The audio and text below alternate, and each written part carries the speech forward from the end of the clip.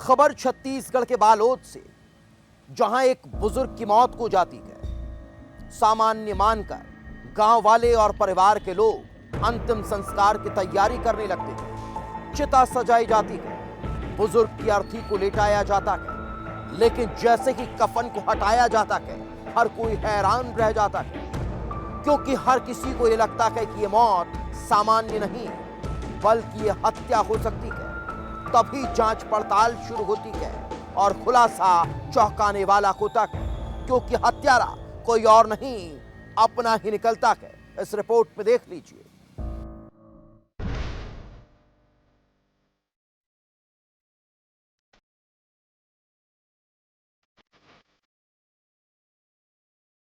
तारीख 17 जुलाई, जगह बालोद, वारदात हत्या। बालोद का खेड़नाडीह गांव सुबह होने को थी। इसी दौरान खबर आई कि गांव में रहने वाले 60-65 साल के बुजुर्ग की मौत हो गई। बहू ने सबसे पहले खबर दी, जिसके बाद गांव में मातम छा गया। लोग पहुंचने लगे। अंतिम संस्कार की तैयारियां हो चुकी थी, चिता की अर्थी सज चुकी थी, लेकिन जैसे ही श्मशान घाट में शव से कफन हटाया तो लोग हैरान रह गए। चेहरे पर, शरीर पर कई जगह निशान थे, गले में जलने के निशान थे। फिर क्या था? मौत संदिग्ध लगने लगी। कई तरह के सवाल उठने लगे और लोगों ने तत्काल पुलिस को सूचना दी। पुलिस और फॉरेंसिक टीम मौके पर पहुंच चुकी थी। जांच की गई तो पता चला बुजुर्ग की मौत सामान्य नहीं थी, बल्कि उसकी हत्या की गई। तो 11 बजे सदमा हुआ। इन लोग फिर ले गए मुक्तिधाम में, हम लोग नहीं थे, मैं होटल के पास था। फिर कोतवाल को पकड़ के आया। मैं कोतवाल को बोला कि भाई कोतवाल देखिए, थोड़ा सा शंका है, सदमा है करके। फिर पूछ करके देखे हम लोग नहाते धुलाते समय, फिर वो हमको शंका हुआ। हर किसी के मन में सवाल था, आखिर मौत कैसे हुई? किसने बुजुर्ग मनोहर लाल की हत्या की?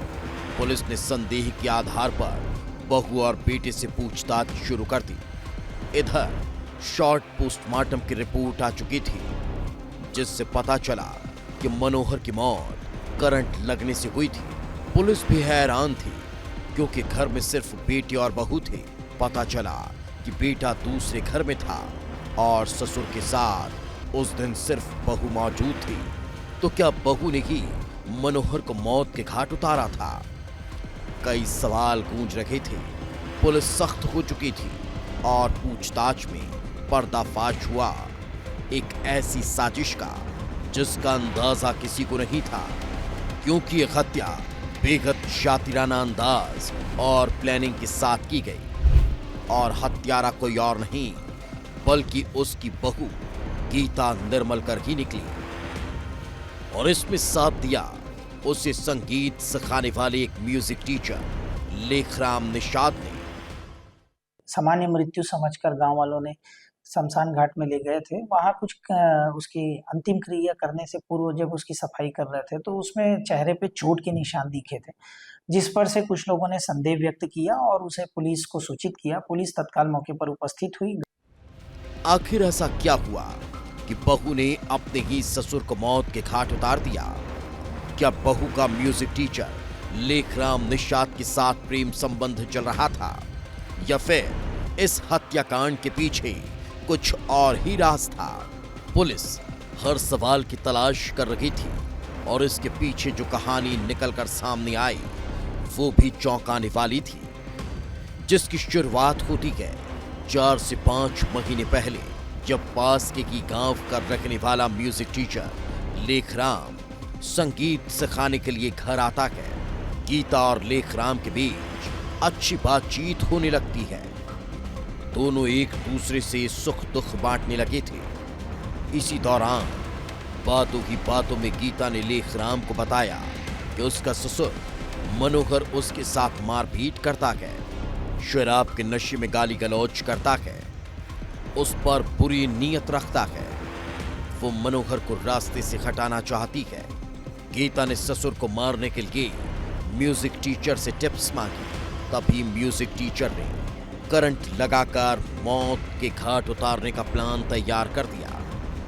16 जुलाई की रात 12 बजे जब मनोहर अपने घर में सो चुका था, लेखराम निषाद अपने साथ घर में तैयार किया हुआ बिजली का वायर ग्लव्स लेकर पहुंचता है।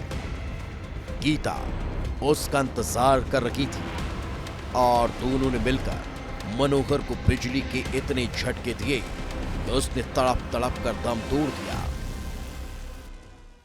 कि यहीं पर एक जो पलंग रखा हुआ था और वो पलंग में यानी वो खाट में एक 60 से 65 साल का बुजुर्ग मनोहर सोया हुआ था। उनकी बहू यहाँ पर पहुंची अपने म्यूजिक टीचर के साथ में। योजनाबद्ध तरीके से पहले ही साजिश कर ली गई थी। और आप ये जो बिजली का बोर्ड आप इधर देख सकते हैं, ये जो बिजली का बोर्ड है, यहाँ पर 2 तार लगाए गए और उस तार का कनेक्शन हाथ में लिया गया और वो करंट का जो तार जो है उसे बुजुर्ग के गर्दन में, चेहरे में और शरीर के कई अन्य जगह लगाया गया, जिससे उस बुजुर्ग की दर्दनाक मौत हो गई। म्यूजिक टीचर वारदात को अंजाम देने के बाद वापस लौट गया। इधर गीता अब साजिश पर पर्दा डालने में जुट चुकी थी। करंट के निशान न दिखे, इसके लिए लोगों के आने के पहले ही वो लाश के ऊपर हल्दी और गुलाल लगा देती है।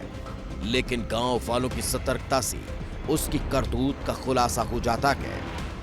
मर्ग से यह स्पष्ट हुआ कि उसको इलेक्ट्रिक शॉक देकर उसकी मृत्यु की गई है। उनके ससुर जो मृतक हैं वो शराब पीकर आते थे और आए दिन उसके साथ गाली गलौज और मारपीट की घटना को अंजाम देते थे, जिससे वो बहुत दुखी थी और इसके पूर्व भी कई बार उसे मारने का प्लानिंग की थी। लेकिन होता है तो उन्होंने प्लानिंग किया और प्लानिंग के तहत रात में सोने के बाद उसे इलेक्ट्रिक शॉक देकर उसकी मृत्यु की थी।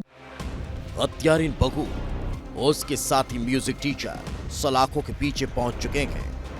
गांव वालों की सतर्कता से मनोहर निर्मलकर की हत्या का खौफनाक राज दफन होने के पहले ही बाहर आ गया। लेकिन पति को अपनी पत्नी की बातों पर अभी भी यकीन नहीं हो रहा। जानकारी नहीं, शराब पीकर मैं रहता था ना सर, वो मेरे देखते वो कोई भी नहीं मारता था।